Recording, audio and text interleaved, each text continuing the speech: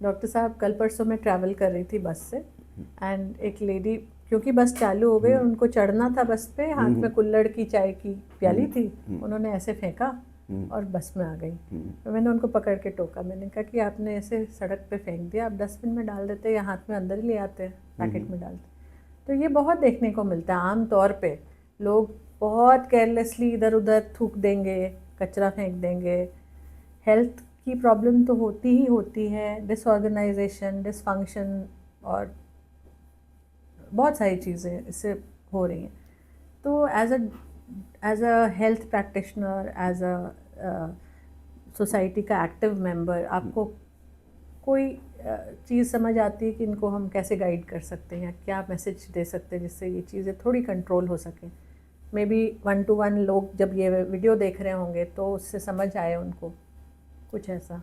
देखिए Sagarika, human behaviour के हिसाब से देखें तो ये बात काफ़ी लोगों को कड़वी लग सकती है और लोग एडवर्स कमेंट भी कर सकते हैं, लेकिन हम लोग साफ़ सफाई के मामले में 10 में से 2 नंबर भी स्कोर नहीं करते, मेजॉरिटी ऑफ इंडियंस। ये बिल्कुल सत्य है। अभी करीब 1 महीने पहले मैं भी गया था, मेरे गांव की तरफ में जा रहा था, तो यहाँ कोई वो अच्छा सा एक मेला लगता है बहुत बड़ा, सीकर रोड पे, नाम तो मैं नहीं लेना चाहूँगा, कोई ऑफेंडेड फील करे। तो जगह जगह पंडाल लगे थे उनके भक्तों के लिए, और उसके ऊपर आप बिलीव नहीं करोगे, टोटल यदि कोई काउंट किया जाए तो कम से कम 5 से 6 लाख प्लेट और ग्लासेस प्लास्टिक वाले वो सड़क के तरफ इतने मतलब बिखरे पड़े कि ऐसे इतना बड़ा, मतलब आप इतना बड़ा एक सिस्टम कर रहे हो, उस सिस्टम में आपने एक लगाया उनके लिए टेंट है, खाने पीने की व्यवस्था करी। अरे भैया साइड में एक ड्रम भी रख दो ना, सारा प्लास्टिक उसमें डालकर उस प्लास्टिक वाले को, डिस्पोज वालों को डायरेक्ट आप बेचो, तो आपको मतलब एक वो चाहे फ्री दे दो उनको भले ही, लेकिन आपने एक गंदगी तो दूर करी। हाँ। वो अभी भी वो पड़े हवा से उड़ के इधर उधर हो गए। अभी भी आप निकलोगे सीकर रोड पे तो आपको थोड़ा नज़र डालोगे तो साइड में कोने के अंदर दीवारों के आसपास वो हर रोड पे, हाँ हर ग्लास हाईवे और पे प्लेट और सब पड़ी है। बिल्कुल। अब इससे प्रॉब्लम क्या होती है, गर्मी आती है, ये प्लास्टिक है, इससे माइक्रो प्लास्टिक निकलते हैं, वो आपके पूरे एटमॉस्फेयर के अंदर चले जाते हैं। और आप सोचो मैं तो निकल गया सेफ हूँ, अरे भैया आपकी कार में भी एसी बाहर से हवा लेता है। राइट।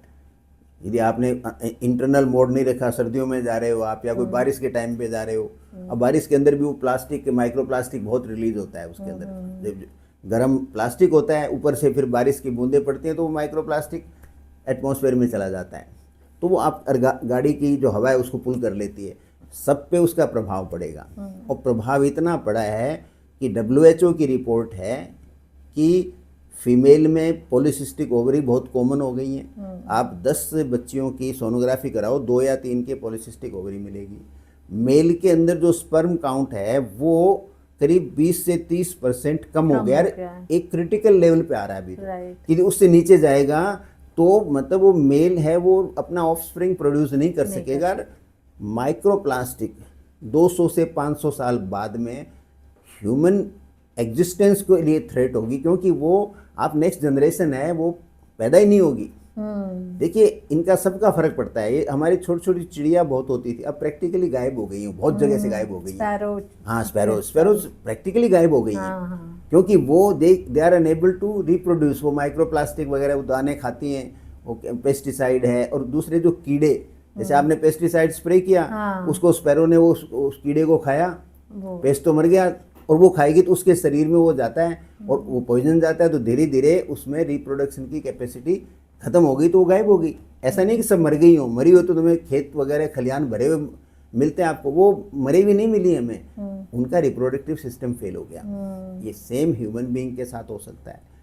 और आप तथाकथित धार्मिक भावनाओं से ओत प्रोत होके वहाँ जाते हो और रास्ते के अंदर गंदगी फैलाते हो, ये कैसी पूजा है, ये किस तरह की, ये मतलब क्या है, इसका मतलब क्या है? इस पर अनफॉर्चुनेटली कोई आवाज़ नहीं उठाए, और आवाज़ उठाए तो वो भावनाएं आहत हो जाती हैं। नहीं, और पहले तो पत्तल धोने में खाते थे, आज भी वो यूज़ कर सकते हैं, क्योंकि वो तो बायोडिग्रेडेबल है। बायोडिग्रेडेबल, आप फेंकोगे तो भी कोई नुकसान नहीं है। हाँ, रिप्लेस कर दे, क्योंकि अगर प्लास्टिक में हम गर्म खाना सर्व कर रहे हैं, खुद भी मरते हैं, खुद भी वो लॉन्ग टर्म में स्लो डेथ है, बिल्कुल स्लो पॉइजन है, बिल्कुल। बिल्कुल। तो ये तो हो गया पत्तल धोने की बात। जो आम जनता है सड़क पे जा रही है, वो जो इधर उधर थूक रहे हैं, इसके कोविड के टाइम में तो कोई नहीं थूक रहा था डर के मारे, है ना। अब क्या हो गया? देखिए, इसमें तो सोसाइटी में जैसे हम बात कर रहे हैं वो तेज़ी से बात की जाए। दूसरा क्या है कि एडमिनिस्ट्रेटिव एक्शन होना चाहिए, ये भी मतलब पनिशेबल होना चाहिए, तुरंत पेनल्टी लगनी चाहिए और सोसाइटी की तरफ से लगनी चाहिए। अब सोसाइटी के अंदर तो जिस तरह का माहौल हम क्रिएट करते जा रहे हैं तो किसी को आप बोल ही नहीं सकते, क्योंकि कोई एक सोशल ग्रुप तो है नहीं, जिसको बोलोगे वो उल्टा आपके साथ बदतमीजी से बात करेगा। तो सॉल्यूशन तो एजुकेशन से ही आ सकता है। इसको एक नेशनल प्रोग्राम के रूप बनाएं, जैसे नदियों के आते हैं, हिंडन रिवर वगैरह के वीडियो देखने में आते हैं, कितना कचरा डालते हैं।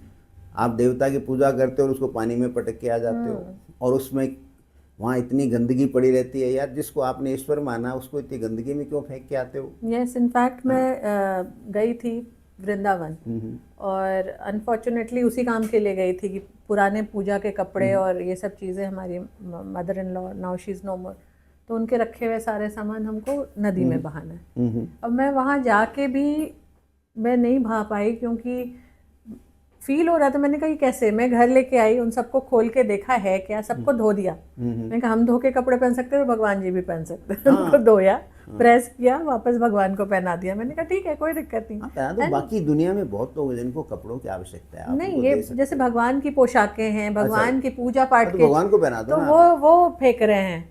तो वो फेंकने के बजाय आप उसको रीयूज कर सकते हैं। मतलब नदी में फेंकने का तो कोई तुक नहीं अब बनता। नदी नहीं, को कहीं भी फेंके तो फेंके कहाँ, जाएगा तो हमारे अर्थ में ही। कार्बन फुटप्रिंट इसी को कहते हैं। तो इसको वाकई में स्कूल लेवल पे और कॉलेज लेवल पे इसके लिए बहुत, सोसाइटी के लेवल पे राइट, और हमें इसको स्ट्रांगली क्रिटिसाइज करना चाहिए। आवाज़ जो है ना, जितने भी सोशल मीडिया हैं, सोशल प्लेटफॉर्म पे हमें आवाज़ उठानी चाहिए, जोर से उठानी चाहिए, चाहे 5 लोग ऑफेंडेड फील करें। बाबा किस किस की भावनाओं का ख्याल रखेंगे? अब आप मूर्खता करो और हम भावनाओं का ख्याल रखें, ये संभव नहीं है। जो मूर्खता है वो तो मूर्खता ही है, उसको मूर्खता ही कहना चाहिए। जी बिल्कुल। तो वो जब तक ये एटीट्यूड डेवलप नहीं होगा ना, जब तक ये चीज़ें नहीं सुधर सकती।